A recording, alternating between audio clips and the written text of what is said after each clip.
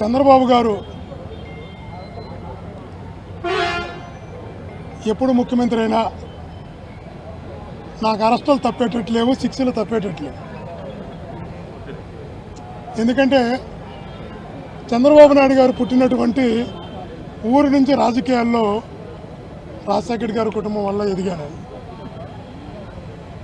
తన ఊరు నుంచి ఎదిగాను కాబట్టి తట్టుకోలేక నన్ను వేధిస్తూనే ఉంటారు.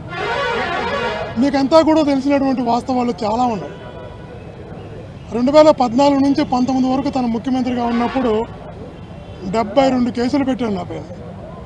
అన్ని రాజకీయ కేసులు 72 కేసులు పెట్టారు. మా చిత్తూరు జిల్లాలో అన్ని జైల్లో తిప్పారు.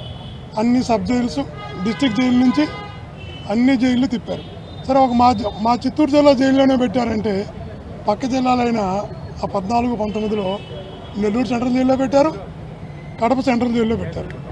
సరే, జైల్లో పెట్టి 5 ఏళ్ళు వదిలేశారంటే 5 ఏళ్ళు ఆ జైల్లో కూడా కొట్టించాడు.